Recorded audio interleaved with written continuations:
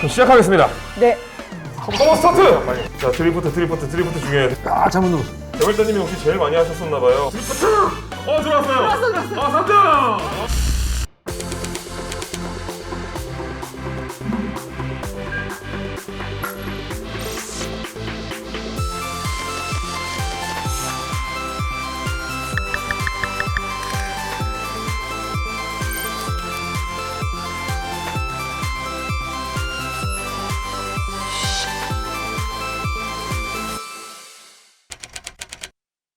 재미로 하자고 해놓고서 아니 말씀을 한마디도 안 하시고 완전 집중해서 하시는 거예요. 서로 이기려고. 윤성님은 왜 이렇게 잘하세요?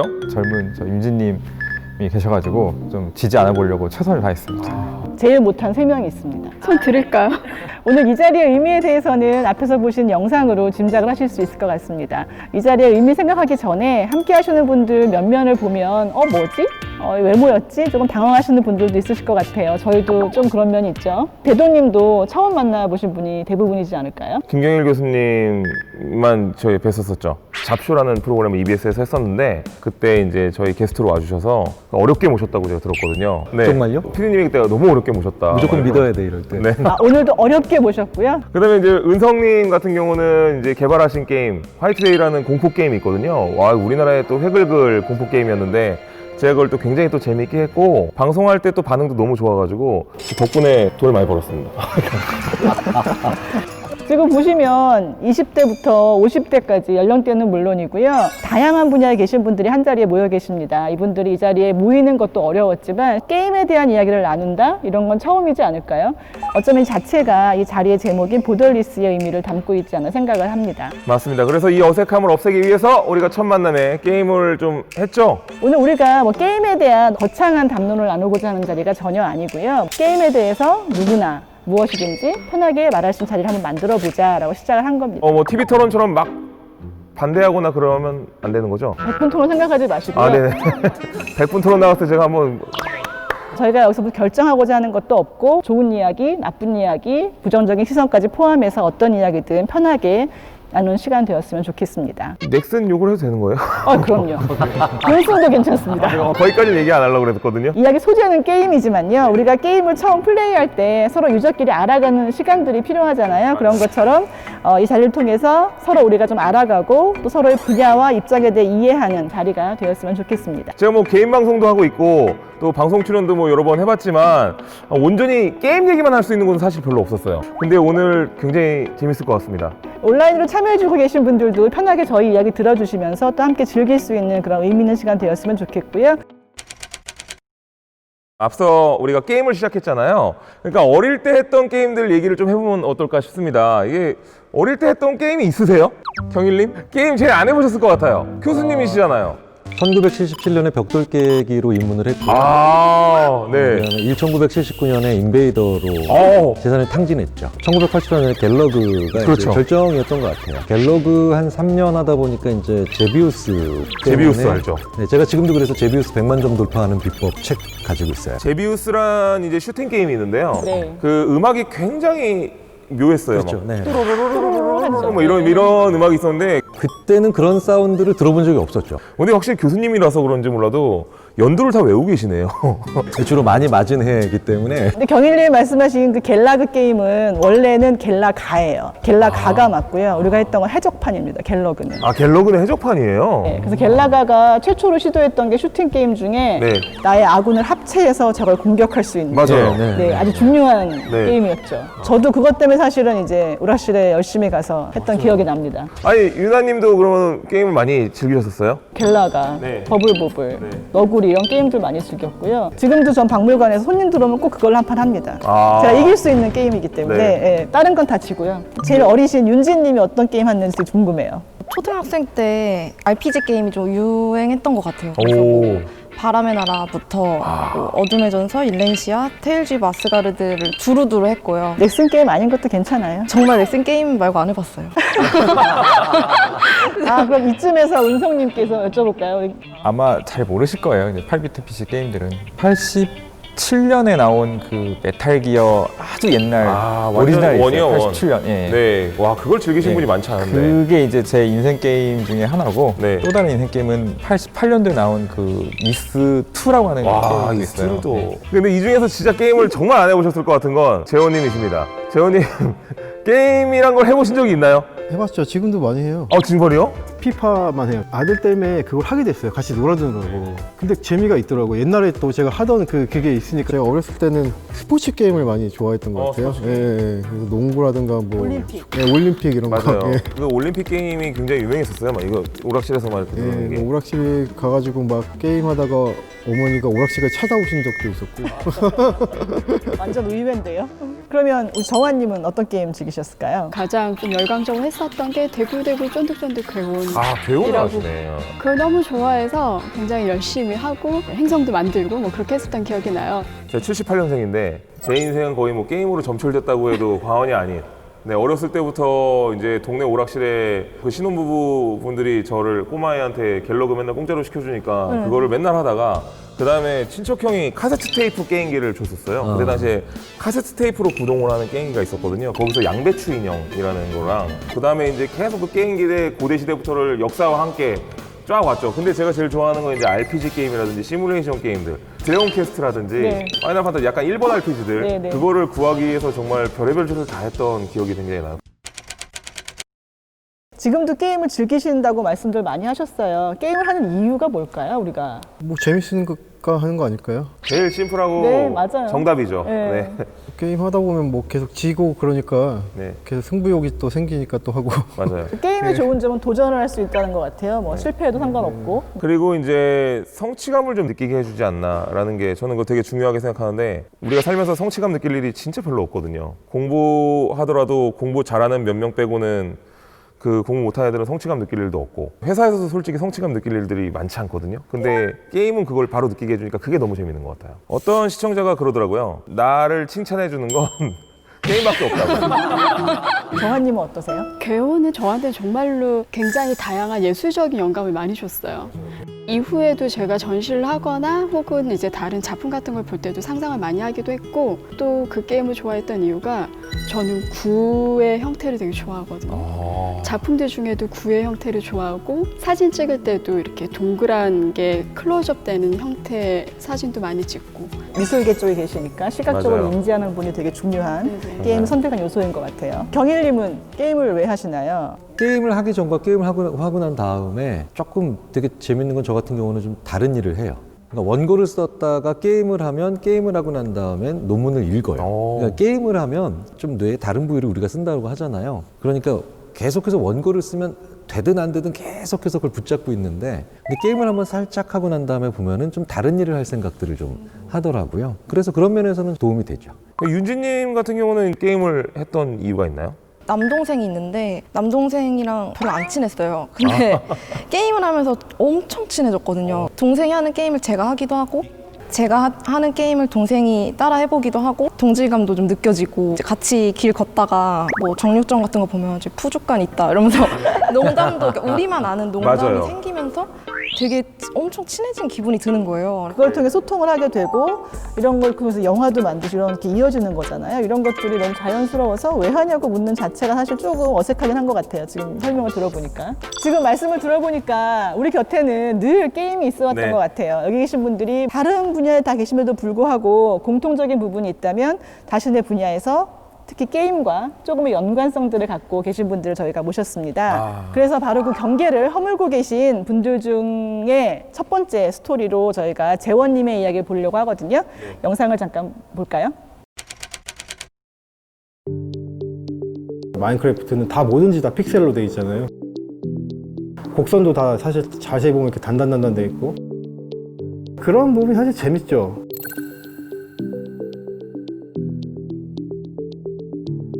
건축가가 만든 어떤 그 건물이 사람들이 친숙하게 기억할 수 있는 형태가 됐으면 좋겠다. 대중과 뭔가 더 접점을 갖기 위해서 그 어떻게 해야 될까라는 생각을 했을 때 그 게임 생각이 딱 나더라고요. 이 건물도 마치 마인크래프트로 만들 것 같은 느낌의 건물이었으면 좋겠다 그렇게 생각을 해서 건물 자체가 그냥 픽셀로 이루어진 것처럼 보이게끔 어디서 보더라도 정사각형 모양이 나오게끔 신경을 좀 썼고 집 안에 들어가서 봐도 정사각형 요소가 계속 있다 보니까 픽셀로 이루어진 것 같은 집처럼 느껴졌으면 좋겠다라는 생각을 하면서 모든 전체와 부분을 다 이제 컨트롤하게 된 거죠. 대중한테 좀 친숙하게 다가갈 수 있는 건물? 조금은 좀 캐주얼하게 다가갈 수 있었으면 좋겠다는 생각이 들어요. 예.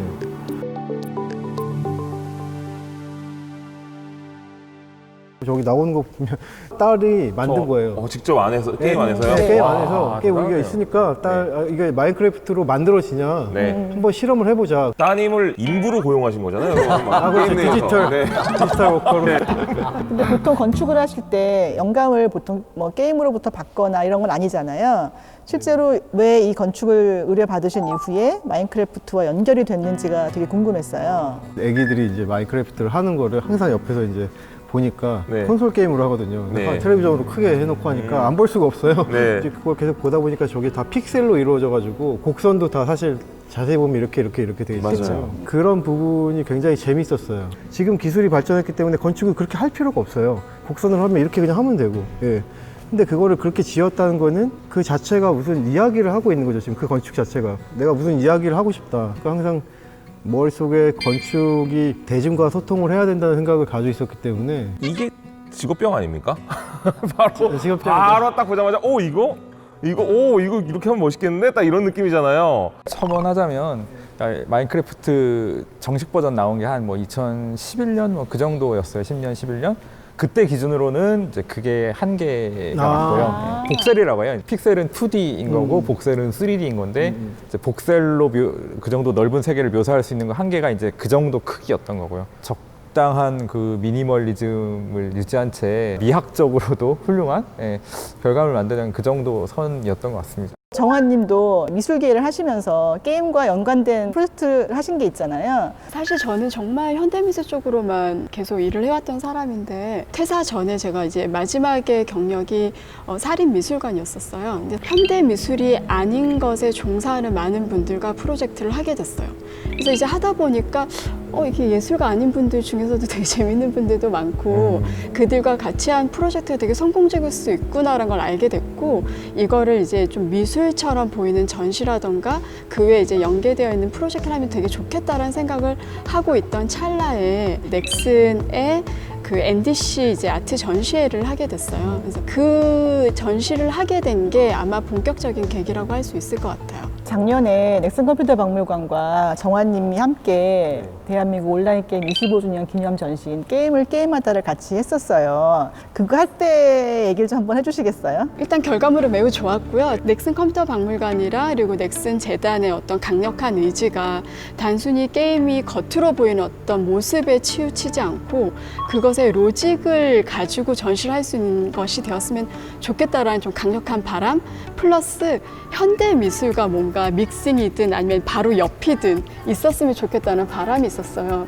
그 부분이 예전에 보더리스라고 했었던 전시와 연장선에서 계속 그 부분을 추구해 나간다는 것 자체에 대해서 좀 약간 감동 같은 걸 받았고 원래 전시를 해왔었던 사람 입장에서 이런 어떤 취지의 전시들이 되게 많아지고 좀 더 확대하고 발전됐으면 좋겠다는 생각을 했었어요. 보덜리스 전시를 이끌었던 윤서님의 의견을 한마디 들어볼까요? 어쩌다 보니 그때쯤에 이제 전시회를 하게 되는 미션을 받게 되었었어요. 그리고 저 포함해서 6명의 아티스트가 이제 그 일을 해야 했는데 좀 일관된 테마가 있어야 그래도 전시회라는 게 살 것 같아서 한참 고민하다가 맨 마지막에 그냥 보더리스라고 하는 그런 단어를 좀 생각을 했습니다. 그래서 경계가 없다. 게임이라는 게 계속 이제 미디어가 성장하니까 그 경계를 허물다라는 말로 이제 보더리스란 말을 생각해가지고 작가분들하고 얘기하니까 뭐 괜찮은 것 같다라고 해가지고 그렇게 시작된 게 지금 이 자리까지 왔다고 생각하시면 될 것 같습니다. 그렇군요. 그래서 보더리스군요. 네. 예술로 잠깐 돌아가서 그 2006년 이때부터 프랑스부터 시작해서 미국이나 올해는 우리나라도 마찬가지고 예술의 한 장르로 게임을 인정하기 시작했잖아요. 그 부분에 대해서는 의견이 좀 궁금합니다. 게임은 예술이 될 수는 있을 것 같아요. 충분히 게임이 갖고 있는 제가 좋아하는 요소나 아니면 다른 분들이 좋아하는 요소들, 인터랙티브한 디자인으로서의 어떤 가치, 이 모든 것들을 생각하자면 당연히 예술적인 가치를 갖고 있는 게 맞는 것 같고, 그런데 이제 우리가 일상생활에서 예술이라고 하면 이렇게 어떤 범주적인 의미로만 쓰지 않잖아요.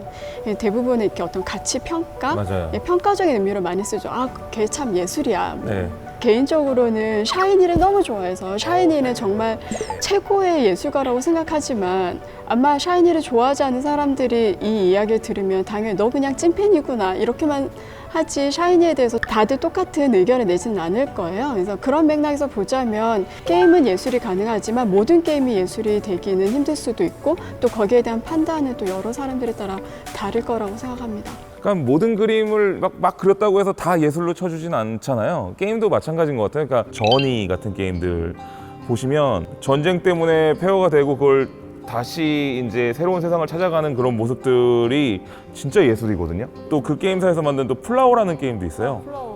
막 꽃잎을 날아가는 걸 조종하는데 이제 그게 다다르면은 이제 회색 도시가 쫙 컬러풀해지거든요. 그런 게임들은 정말 예술이라고 저는 생각을 하는 거죠. 실제로 게이머들은 굳이 왜 게임을 예술이라고 말해야 돼? 맞아요. 내가 즐기고 있는데 충분히 이런 마음이 네. 많이 들 것 같아요. 게임 개발자로서 사실은 게임이 예술이어야 할까요?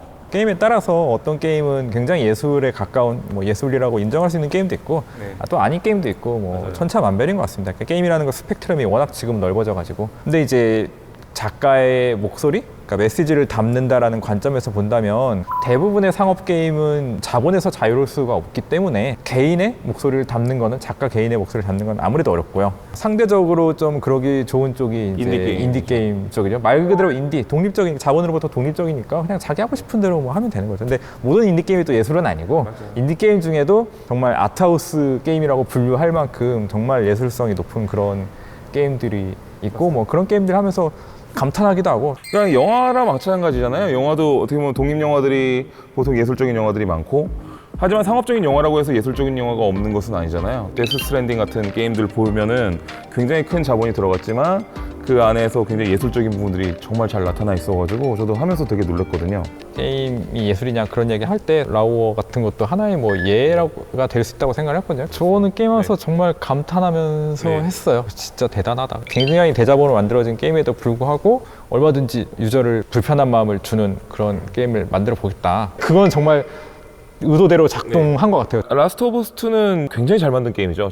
단 하나 이제 원에서 유저들이 자기들이 감정이입을 하고 이제 잘 키워왔던 캐릭터를 2에서 너무 허무하게, 그것도 너무 잔혹하게, 너무 빠른 시점에 죽여버림으로써 유저들은 너무나 충격을 받고, 물론 예술적으로는 일부러 그렇게 하는 경우도 있겠지만 누구나 화날 일이거든요. 유저가 이제 선택을 하면서 가는 거잖아요. 그리고 열심히 키운 캐릭터를 죽임으로써 그 느끼는 배신감이라든가 이런 것들을 전달하려고 하는, 그러면서 하는 뭐 이야기가 있겠죠. 어떤 생각을 하게끔 하겠죠. 그런 측면에서는 저는 예술적인 부분이 있다고 보는 거죠. 어쩌면 우리는 그냥 게임과 예술의 경계를 넘나들고 이미 있는데 그걸 굳이 뭐 게임은 예술입니까? 예술에 게임이 포함됩니까? 이런 질문들을 함으로써 경계를 만들지 않았었나라는 생각을 하게 되는 답변이었던 것 같아요. 자연스럽게 그러면 윤지님 얘기 넘어갈 것 같은데요. 이 사람들이 왜 아직도 일레인시아를 떠나지 못하는 걸까? 일레인시아라는 게임이 지금 10년 넘게 운영진 없이 방치가 되어 있어요. 근데 그 게임 안에 버려진 게임임에도 불구하고 되게 많은 사람들이 게임을 하고 있거든요. 그래서 이 사람들이 왜 아직도 일레인시아를 떠나지 못하는 걸까? 궁금증이 생겨서 제가 그 친구들을 직접 만나러 다니는 다큐멘터리입니다. 일레인시아 안에 사는 사람들을 실제로 만나게 되면서 이 현실 세계에서 우리가 어떻게 살고 있는지를 좀 많이 보게 된 것 같아요. 사람들을 만나고 사람들이 일레인시아를 왜 하는지를 듣게 되면서 약간 제 나이 또래가 현실 세계에서 어떤 결핍을 느끼는지를 알게 됐고 또 그 결핍이 어디서 오는지 우리가 어떤 현실에서 살고 있는지를 되게 많이 알게 됐거든요. 뭔가 내 삶의 스토리가 하나 더 생기는 느낌이었던 것 같아요. 저는 그 영화를 너무 재밌게 봤어요. 그 그 이유가 보통 게임을 다루는 영화들은 게임 외부에서 게임을 바라보는데 게임 내부의 시선으로 영화를 제작한 것 같아요. 그 게임이 일렌시아라는 게임이고 네. 운영자가 없는 운영진이 없죠. 서버만 그야말로 남아있는 네. 그 음식에 비유를 하자면 그 게임은 홀에도 주방에도 모든 종업원이 사라진 것 같은 그런 식당에 아. 남은 손님들 같은 느낌인 거예요. 더 이상 이제 음식이 안 나오니까 뭐 음식을 이렇게 만들어서 먹는 그런 식당 같은 느낌이었는데 그 회사에 저도 다니고 있어서 제가 뭐라 이렇게 제가 잘못 말하면 왜 자꾸 변명을 해주시려고 하나요? 저희는 근데 이제 익숙해서 네. 그냥 잘 살고 있어요. 알아서. 오히려 업데이트 안 했으면 좋겠다는 네. 분들도 많으시더라고요. 10년 넘게 안에서 유저들끼리 룰을 만들어 왔어요. 네. 그러다 보니까 이제 아무래도 개발자가 돌아오시면 이거를 좀 이렇게 많이 바꿔놓으실 테니까 그거에 대한 불안.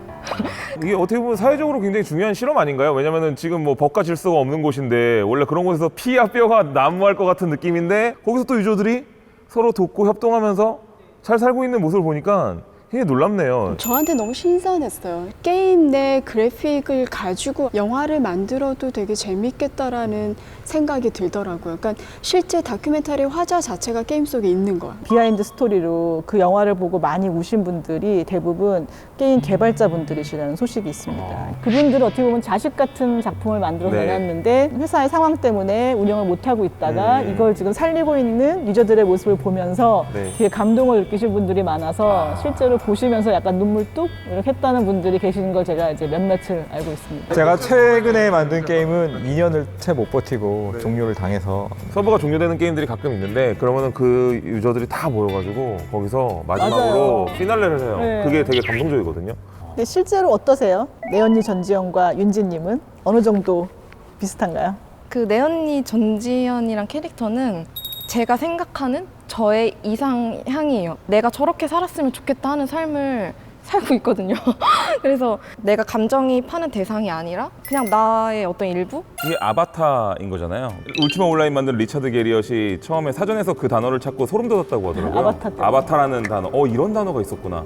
그래서 자기 게임에다가 이제 그런 단어를 넣고 사람들이 그 캐릭터가 되기를 바라는 거죠. 요새 되게 막 본캐랑 부캐 얘기를 많이 하잖아요. 그래서 본캐는 내가 현실 속에서 살아가야 하는 어떤 현실의 나고 부캐를 보통 자유롭게 이제 키우는 캐릭터를 말하는데 저는 그걸 좀 반대로 생각하기 시작했어요. 어느 순간부터 제가 본캐라고 생각하면 그러니까 저는 되게 부족한 점도 많고 사회가 정한 규범 안에 있지 않으면 약간 낙오자가 되는 것 같은 거예요. 그래서 저를 부캐로 생각하고 내언니 전지현은 게임에서 정말 열심히 살고 있고요. 저는 좀 자유롭게 살고 있습니다. 곧 개봉을 앞두고 있어요. 그러니까요. 네. 우리 이제 시청자분들도 곧 보실 수 있는 거죠. 네, 공식 네. 개봉이 된다고 합니다. 네.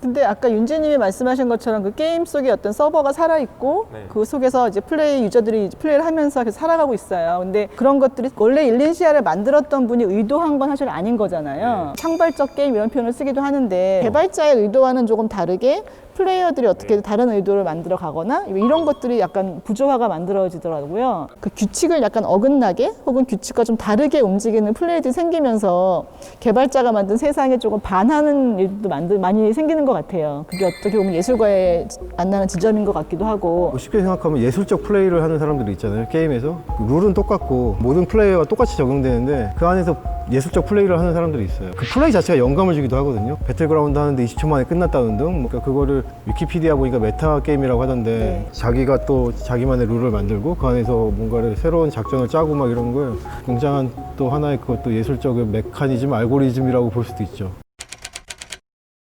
은성님은 게임 개발자 입장에서 게임이 과연 뭘까요? 게임을 왜 계속 만들게 되고 게임에 빠지게 되고 사람들과 소통하는 것에 대한 어떤 의견이 있으실 것 같아요. 제가 생각하는 게임은 디지털 엔터테인먼트이고요. 놀이라고 하는 것 자체는 수만 년 이상 네. 우리 인류와 함께 해왔는데 그게 이제 디지털화 되면서 지금의 테크놀로지로 가능해진 게 공간의 제약이 사라졌다고 하는 거겠고요. 공간의 제약이 사라졌으니까 지금 같은 좀 뭐 팬데믹에도 게임을 여전히 재밌게 할 수 있는 거겠죠.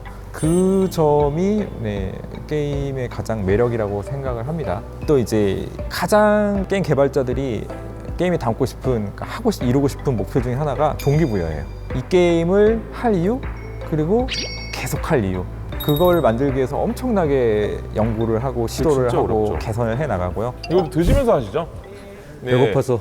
그 동기부여라는 게 참 힘들어요. 맞아요. 팩맨 기억나세요? 팩맨이 사실은 동작은 유령으로부터 벗어나는 거죠. 근데 점수는 뿅뿅뿅뿅 하고 쌓인단 말이에요. 그쵸. 이게 이제 심리학에서 이게 전형적으로 동작과 점수가 미스매치된 게임이에요. 아, 근데 점수 제시 방식을 바꾼 거예요. 미리 10만 점을 줘요. 네. 그러면서 유령과의 거리가 가까워질수록 점수를 오히려 뺏기는 거예요. 아, 근데 훨씬 더 잘해요. 그러네요. 동작이 회피인데 점수가 회피니까. 네. 근데 문제가 생기지. 어떤 문제죠? 일찍 그만둬요. 흥미를 잃는 거예요. 정말 절묘하게 어렵기도 하고 성취감도 있어야 되며 그 절묘한 뭔가가 있어야 흥미를 느끼거든요. 어려운 건 사실 나쁜 거잖아요. 근데 어렵다와 재밌다가 합쳐지니까 게임인 것처럼 동기부여를 만들어내는, 사람들로 하여금 무엇을 하게 만드는 게임을 좀 이해하는 사회는 한 가지 기준으로 계속 이거 가자. 밝은 게 좋은 거야, 쉬운 게 좋은 거야, 아니면 간편한 게 좋은 거야, 이렇게 단편적인 사회로 가지 않는다는 거죠. 사실 많은 저희 박물관에 오시는 학부모님과 교사분들도 그걸 맨날 저희한테 물어보세요. 우리 아이가 게임을 너무 많이 하는데 어떻게 하면 좋을까요? 게임만 하는 아이는 문제가 생길 가능성은 있죠. 게임도 한 번도 안 한 아이들도 문제가 있을 수 있겠죠. 물론 저도 제 아이가 게임을 많이 하기 때문에 속상할 때도 있고 싸울 때도 있죠. 그런데 그건 무엇을 해도 부모가 자식과 결국은 계속해서 나갈 갈등이거든요. 그 과정에서 사실은 부모와 자식의 관계가 적절하고 건강하다면 흘러가는 과정일 겁니다. 부모들도 게이머인 그런 세대에서는 게임 이름 물어보기라고 하는 그런 뭐 캠페인 같은 게 좀 있었는데, 아이가 게임을 할 때 무슨 게임인지가 부모도 좀 알고 그게 유해한지 아니면 뭐 괜찮은 건지를 좀 알고 어느 정도 이렇게 좀 제어를 할 수 있어야 된다. 어린아이들일수록 뭐 이제 그런 거인데 현실적으로 사실 그게 쉽지가 않죠. 아니요, 그건 되게 쉬워요. 근데 많은 부모님들이 이걸 정말 모르시더라고요. 아이들이 제일 좋아하는 게임은 자기가 제일 잘하는 게임입니다. 그러니까 나랑 같이 하고 싶어 하는 게 아니라 자기가 하는 모습을 나한테 보여주면서 설명해주고 싶어 하거든요. 근데 부모님들이 그걸 잘 안 하세요.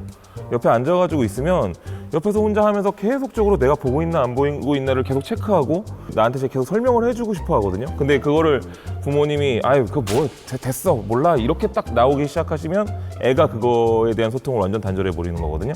이거를 보통 안 하고 싶어 하시는 분들도 많고, 그 다음에 게임 자체에 대한 비판적인 마인드 때문에 알고 싶어 하지도 않으시는 경우도 많아서 좀 그게 안타깝더라고요, 좀. 근데 아까 중독 얘기 말씀하시니까 이제 2022년부터 WHO가 게임을 질병 코드를 이제 도입하겠다라고 발표를 했잖아요. 또 반면에 코로나 사태 때문에 이런 비대면 시대에 공식적으로 WHO가 게임을 즐기세요라고 말을 했다는 거죠. 그러니까요.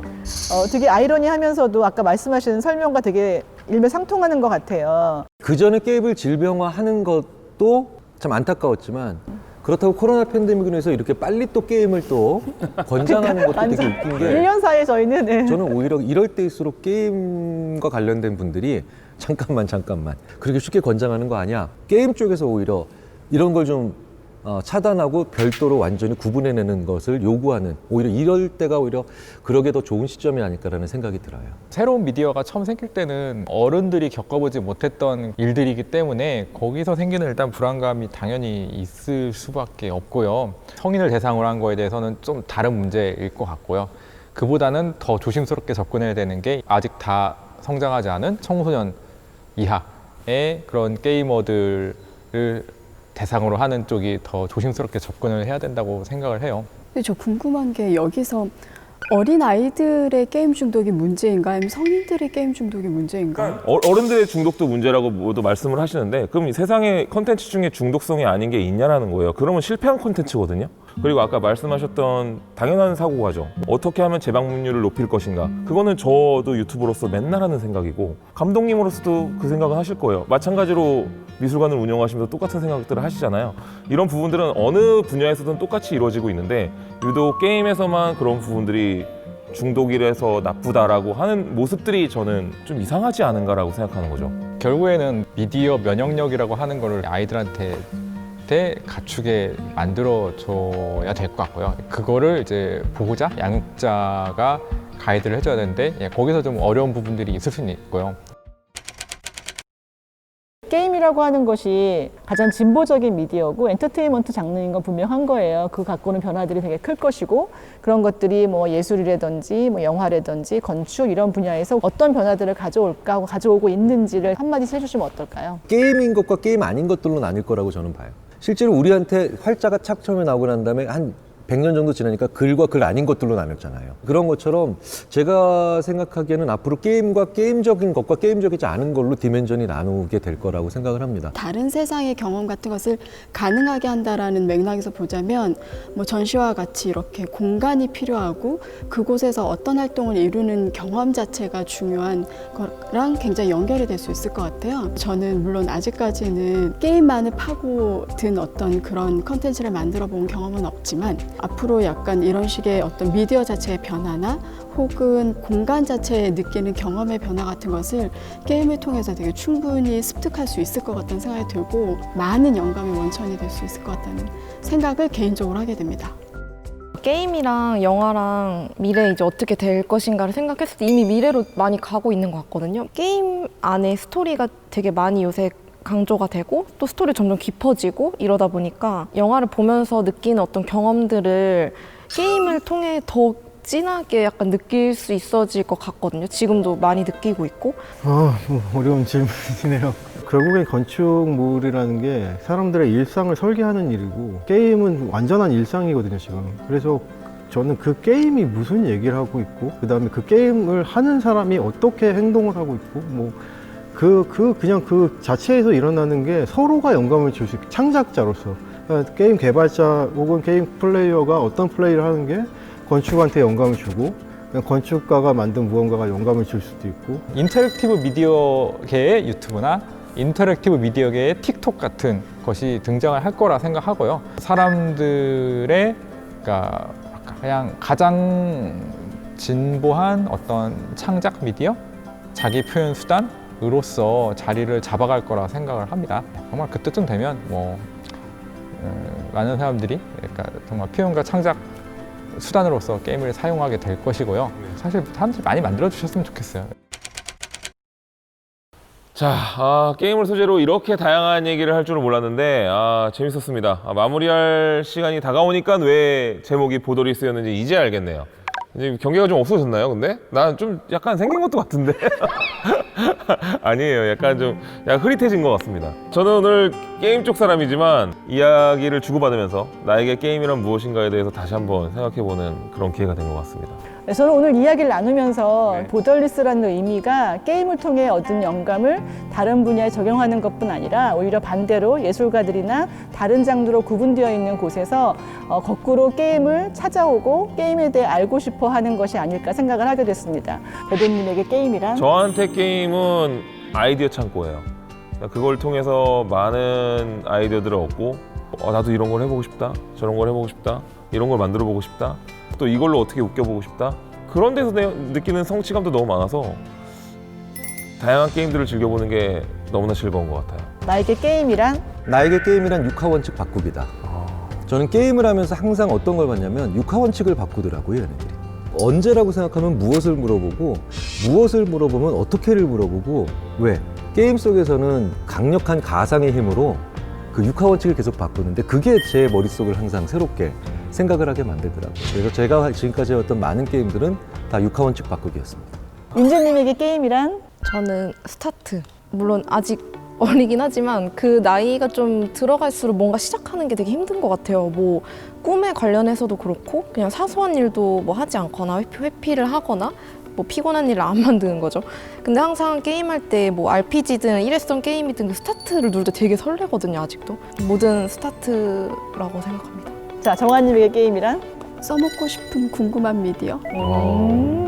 전시기획전 나온 답인 것 맞아요. 같아요. 그럼 은성님에게 게임이란? 밥 먹고 사는 직업입니다. 네, 밥줄이다. 알겠습니다. 네. 재원님에게 게임이란? 즐거움, 재미 간단 명료하죠. 뭐 네, 재미죠, 네, 뭐. 네. 관장님에게 게임이란 무엇입니까? 저에게 게임이란 실패해도 웃을 수 있는 거, 실패해도 괜찮은 거. 롤을 아직 안 해보신 것 같아요. 네. 우리나라 게임 산업의 역사가 이제 26년 정도가 흘렀습니다. 어찌 보면 짧은 시간에 산업적으로 나름의 성공을 이뤘다고 볼 수가 있겠죠. 문화 콘텐츠 수출 산업의 50% 이상을 차지하고 있고요. 게임 산업에 종사하시는 분들이 약 9만 명 정도가 됩니다. 이제는 그 산업 성과를 넘어서 다양한 분야에서 사회에 미치는 영향에 대한 책임과 의무에 대해서도 고민을 해야 되는 시기가 아닐까 생각을 합니다. 이제는 게임의 부정적인 부분만 공론화하기보다는 좀 드러내놓고 게임 자체의 경계 확장 혹은 교류와 소통 등을 이야기하는 시간이 필요하지 않을까 생각을 합니다. 이 만남이 앞으로 더 많은 곳에서 나이, 성별, 직업을 불문하고 더 다양한 분들이 모여서 게임에 대한 이야기를 자유롭게 나눌 수 있는 작은 출발점이 되었으면 하는 바람을 갖고 있습니다. 여기 계신 분들은 그런 자리에서 다시 뵙길 진정으로 바라고요. 귀한 시간 내주신 분들 모두 감사드리고요. 시청해주신 분들 모두 감사합니다. 네, 감사합니다.